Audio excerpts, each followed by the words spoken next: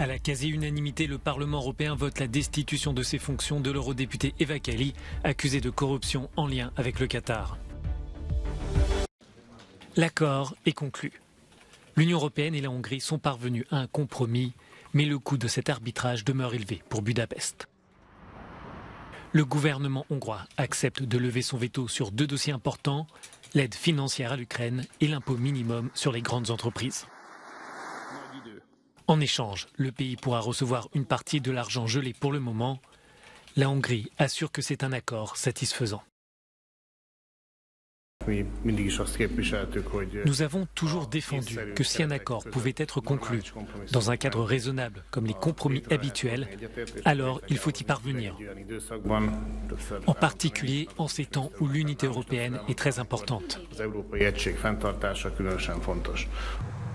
Le plan hongrois de relance post-Covid est donc validé, mais Budapest ne recevra pas les 5,5 milliards d'euros avant la mise en œuvre des mesures anticorruption et des réformes demandées du système judiciaire. Le compromis prévoit aussi que plus de 6 milliards d'euros dédiés dans les fonds de cohésion restent gelés, un montant légèrement inférieur à la proposition de la Commission européenne. Au Parlement européen, les députés parlent d'une bonne décision. C'est un signal important du Conseil. Finalement, pour la première fois, ils indiquent clairement qu'il n'y a pas de place pour ceux qui ne respectent pas la loi, pour ceux qui détruisent l'état de droit en Europe. Budapest estime que le déblocage des fonds pourrait avoir lieu à partir du mois d'avril, mais seulement si la Commission se dit satisfaite de la tenue des engagements pris par le gouvernement hongrois. La Bosnie, petit pays d'ex-Yougoslavie, obtient le statut de candidat à l'adhésion, mais devra engager des réformes difficiles. Les manifestations continuent au Pérou, malgré la répression et les 7 morts. Une partie de la population proteste contre l'arrestation de l'ex-président. Eva Kaili n'est plus vice-présidente du Parlement européen. Après le tremblement de terre politique provoqué par le scandale lié au Qatar, les eurodéputés, à la quasi-unanimité, ont décidé de mettre un terme à ses fonctions. La décision a été approuvée par 625 voix contre une seule. La parlementaire, de 44 ans, occupait l'une des 14 vice-présidences de l'hémicycle.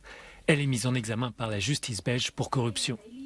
Ses avoirs en Grèce sont gelés. Elle est aussi exclue de ses formations politiques, à savoir le Parti socialiste grec, le PASOK et les sociodémocrates au Parlement européen. Mais certains élus craignent que cette affaire ne soit que la partie visible de l'iceberg. Nous devons trouver tous les députés européens qui sont impliqués dans ce genre d'affaires. Malheureusement, je suis sûr que ce n'est pas fini. Il y aura d'autres cas. 3 autres personnes sont aussi sous mandat d'arrêt dans cette affaire. Un ancien député européen, un assistant parlementaire et un dernier suspect dont l'identité reste secrète. La justice décidera mercredi si elle reste ou non en détention. L'accord est conclu. L'Union européenne et la Hongrie sont parvenus à un compromis, mais le coût de cet arbitrage demeure élevé pour Budapest. Le gouvernement hongrois accepte de lever son veto sur 2 dossiers importants, l'aide financière à l'Ukraine et l'impôt minimum sur les grandes entreprises. En échange, le pays pourra recevoir une partie de l'argent gelé pour le moment. La Hongrie assure que c'est un accord satisfaisant. Nous avons toujours défendu que si un accord pouvait être conclu dans un cadre raisonnable comme les compromis habituels, alors il faut y parvenir. En particulier en ces temps où l'unité européenne est très importante. Le plan hongrois de relance post-Covid est donc validé, mais Budapest ne recevra pas les 5,5 milliards d'euros avant la mise en œuvre des mesures anticorruption et des réformes demandées du système judiciaire. Le compromis prévoit aussi que plus de 6 milliards d'euros dédiés dans les fonds de cohésion restent gelés, un montant légèrement inférieur à la proposition de la Commission européenne. Au Parlement européen, les députés parlent d'une bonne décision. C'est un signal important du Conseil. Finalement, pour la première fois, ils indiquent clairement qu'il n'y a pas de place pour ceux qui ne respectent pas la loi, pour ceux qui détruisent l'état de droit en Europe. Budapest estime que le déblocage des fonds pourrait avoir lieu à partir du mois d'avril, mais seulement si la Commission se dit satisfaite de la tenue des engagements pris par le gouvernement hongrois. C'est une décision importante pour la Bosnie-Herzégovine. Le petit pays des Balkans est désormais candidat à l'entrée dans l'Union européenne. Une décision qui devrait être validée lors du sommet des dirigeants de l'UE ce jeudi. C'est donc le début d'un très long chemin avant l'adhésion définitive. D'autres voisins de la Bosnie, issus de l'ex-Yougoslavie, sont candidats également à l'adhésion, à l'exception du Kosovo. La Bosnie devra entamer des réformes importantes si elle veut rejoindre un jour les 27. Le pays est trop souvent paralysé par un système politique complexe, hérité des accords de Dayton, qui ont mis fin à la guerre en 1995. Une partie de la population est pro-serbe et pro-russe. Et la guerre en Ukraine aujourd'hui incite l'Union européenne à attirer en son sein la Bosnie. C'est l'une des mesures phares pour accélérer la décarbonation de l'industrie du vieux continent.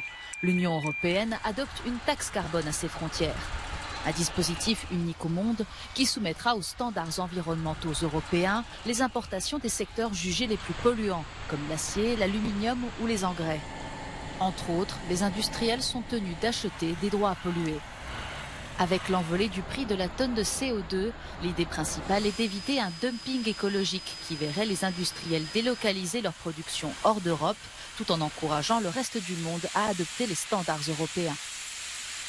Une période test commencera dès le mois d'octobre 2023, durant laquelle les entreprises importatrices devront simplement rapporter leurs obligations.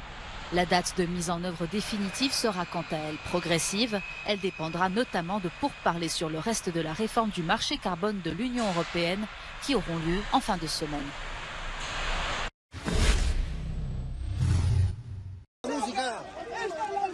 La crise s'installe au Pérou. Le mouvement de soutien au président destitué s'étend avec des appels à une grève illimitée. 7 personnes ont été tuées dans la répression, dont 3 adolescents. Ma mère est meurtrie parce que mon frère a été tué comme à l'abattoir. C'était un étudiant, un athlète. Ma mère et ma famille réclament justice pour mon frère.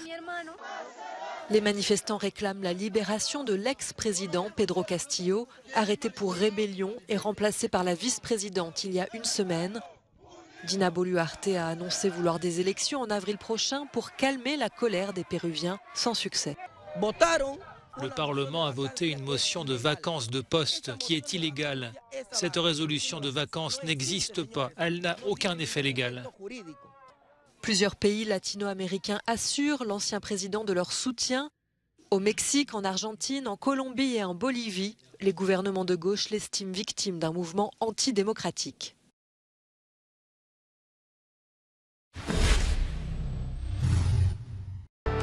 Après l'exploit contre le Portugal, le rêve se poursuit pour les Marocains qui veulent continuer d'écrire l'histoire. La surprenante sélection du Maroc défiera ce mercredi l'équipe de France en demi-finale de la Coupe du Monde au Qatar.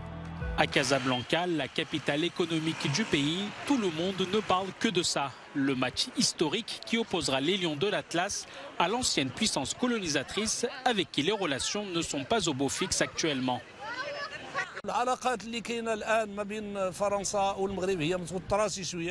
C'est vrai que les relations entre le Maroc et la France sont un peu tendues ces derniers temps. Mais nous espérons que ce match de Coupe du Monde entre ces deux pays rapprochera les gens. Vous me demandez quelle équipe je vais soutenir. Eh bien, j'ai passé 52 ans en France et 20 ans au Maroc. Bien sûr, il y a l'esprit national. J'encourage toujours le Maroc et le drapeau marocain. Mais pour ce match, je dirais que le meilleur gagne. Certains fans marocains confient que gagner contre la France serait une grande fierté. Nous avons une histoire de 1200 ans. Je pense que nous ne devrions jamais être dépendants d'un pays. Nous sommes un peuple indépendant.